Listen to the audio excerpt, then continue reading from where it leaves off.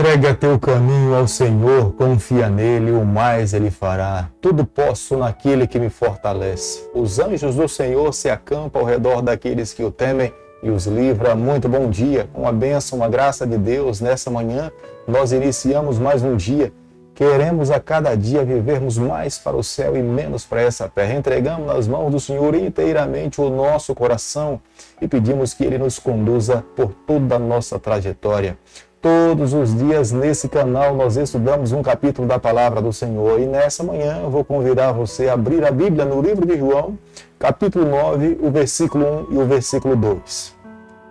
Caminhando Jesus viu um homem cego de nascença e os discípulos perguntaram: Mestre, quem pecou, este ou os seus pais, para que nascesse cego?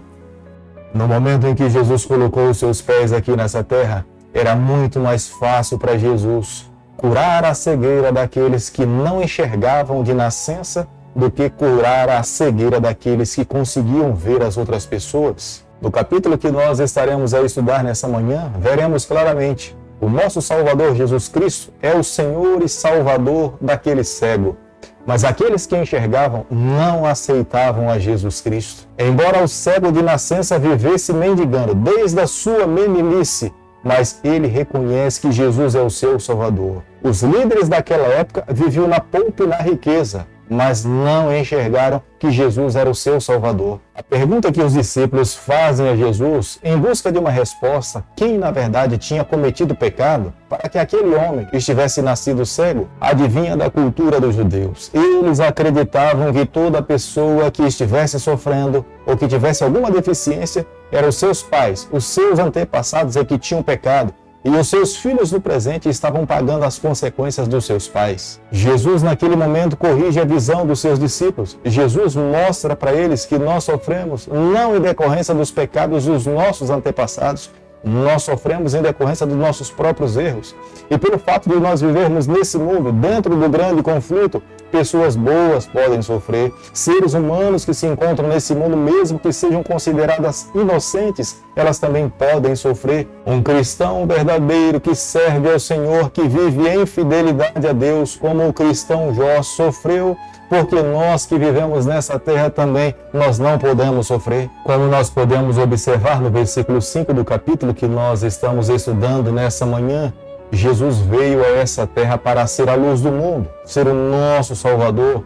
Ele queria iluminar a vida de todas as pessoas. Ele não apenas queria iluminar a vida daquele cego, fazer com que ele voltasse a ver, mas Jesus queria abrir os olhos daquela geração de líderes que estavam completamente cegos e não conseguiam enxergar a beleza em Jesus Cristo, porque ele mesmo sabia, se eles não enxergassem em Jesus a beleza da salvação, jamais eles poderiam herdar a vida eterna. Jesus não fazia acepção de pessoas, Jesus na verdade queria salvar a todo pecador. A pior enfermidade que Jesus se deparou quando colocou os seus pés aqui nessa terra foram de cegos que não queriam enxergar a verdade. Os cegos de nascenças foram curados por ele, mas os cegos espirituais, eles trancaram seus corações, eles não queriam aceitar a Jesus como seu Salvador.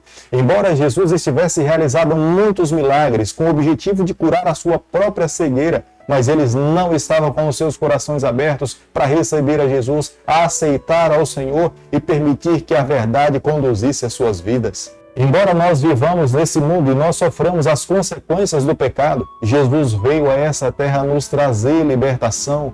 Quando Ele colocou os seus pés nesse mundo, Ele veio tirar dos nossos ombros a condenação eterna. Aqueles que crescem em Jesus Cristo viveriam uma vida livre. Somente aqueles que recusassem a crer em Jesus permaneceriam escravos do pecado. O ser humano, por natureza, sempre é tendencioso a condenar alguém. Os discípulos absorveram uma cultura dos líderes daquela época e estavam perguntando: quem é responsável por essa enfermidade? Jesus não queria transferir a responsabilidade do pecado para ninguém. Jesus queria que todo pecador entendesse que ele era culpado diante de Deus.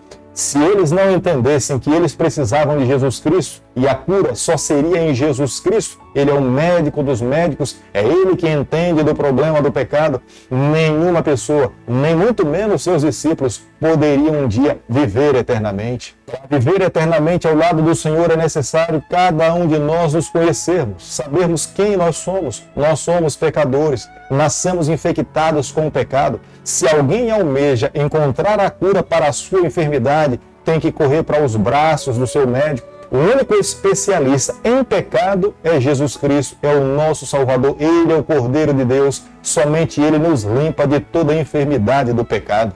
Jesus Cristo veio aqui a essa terra criar uma ponte de ligação do ser humano até o Pai. A única forma que nós temos para um dia estarmos na presença do nosso Deus é aceitando a Jesus, é recebendo a Ele como sendo o único Senhor exclusivo da nossa vida. É a única porta que nos conduz à vida eterna. Se nós não passarmos por essa porta, jamais haverá oportunidade de salvação para nós, pecadores. Temos que a cada dia construir um relacionamento sólido com o nosso Deus. Nós temos que amar a palavra do Senhor e colocar em prática a cada dia. Nós precisamos dedicar tempo à oração, precisamos manter contato com o Senhor através de pensamentos puros, ligados a Deus. Aqueles que vivem dessa forma, os seus laços, os seus relacionamentos são fortalecidos e um dia nós alcançaremos a graça do Senhor. A capacidade de ver é um dos maiores dons que Deus concede aos seus filhos que vivem nesse mundo. Mas a capacidade de entender que nós vivemos nesse mundo e carecemos do Senhor, entender que nós somos pecadores, é a maior virtude que o céu pode colocar no coração de um filho que vive nessa terra. Muitas pessoas passam por aqui e se perguntam: o que eu estou fazendo nesse mundo? Para onde eu vou? O que acontece comigo depois que morro? Mas somente aqueles que reconhecem quem são, de onde vêm e para onde vão, através da palavra de Deus, somente a Bíblia nos revela quem nós somos, é que a nossa vida encontra verdadeiro sentido. Porque nós recorremos para a cura, que é Jesus Cristo, mas aqueles que não sabem quem são continuarão perdidos e permanecerão perdidos até as últimas consequências. João capítulo 9, versículo 7, a Bíblia diz o seguinte: dizendo-lhes: vai, lava no tanque de Siloé, que quer dizer enviado. E ele foi, lavou-se e voltou vendo.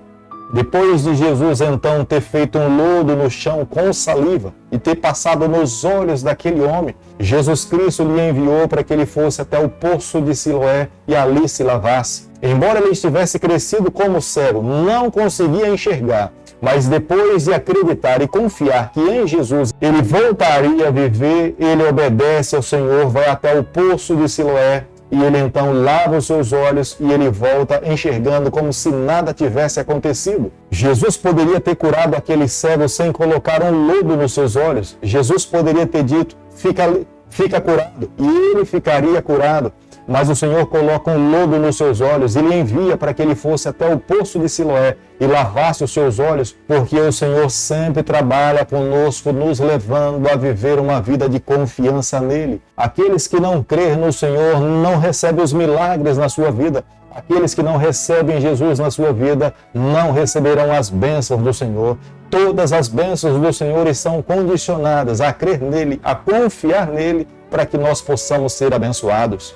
As pessoas daquela comunidade estavam acostumadas a vê-lo pedindo esmola, mas a partir do momento em que ele se torna uma nova pessoa, ele assume a postura de testemunhar de Jesus Cristo. Ele tinha muito a falar do que Jesus fez na sua vida, porque ele cresceu como cego e ao se encontrar com Jesus Cristo, Jesus abriu os seus olhos e agora ele estava enxergando. Não é diferente conosco. Antes de nos encontrarmos com o Senhor, nós não temos nada a dizer, mas a partir do momento em que nós nos encontramos com Jesus Cristo, nós temos muito a falar do que Jesus mudou na nossa vida. Se o Senhor não fez mudança na nossa vida, é porque ainda nós não nos encontramos com Ele, mas todo aquele que se encontra com Jesus Cristo tem vida nova, enxerga de forma diferente e nós somos transformados por inteiro. Querido amigo, nessa manhã eu e você, nós precisamos entender uma grande verdade. O nosso Cristo nunca salva alguém para que esse se cale. Cristo sempre nos salva para que nós possamos testemunhar do seu amor. Nós não podemos, em momento algum, nos negar da obra que Deus efetua na nossa vida. Algumas pessoas se perguntam: como que eu posso falar de Jesus para alguém? Nós só precisamos parar e refletir na obra que Jesus efetuou na nossa vida. Quem nós éramos antes de nos encontrarmos com Jesus Cristo e quem nós somos depois de nos encontrarmos com Jesus Cristo. como era a nossa família antes de ter Jesus dentro dela e como agora nós somos com Jesus vivendo dentro da nossa família. Há uma mudança drástica, nós somos novas pessoas. Há quantas pessoas que antes de conhecer a Jesus nós conhecíamos, mas depois que se encontraram com Jesus Cristo, a mudança foi tamanha que muitas vezes nós quase não conhecemos essas pessoas. É a graça de Deus, é a bênção do Senhor, é a obra do Espírito Santo, é a razão pela qual a cada dia nós precisamos nos submeter à vontade do Pai e permitir que Ele guie, transforme e molde a nossa trajetória.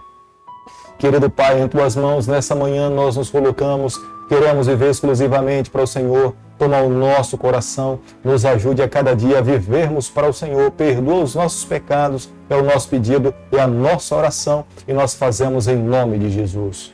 Que o Senhor te abençoe e te guarde, que Ele faça resplandecer o seu rosto sobre você, que Ele tenha misericórdia de você e sobre você nessa manhã Ele levante seu rosto e conceda a sua paz em nome de Jesus. Amém.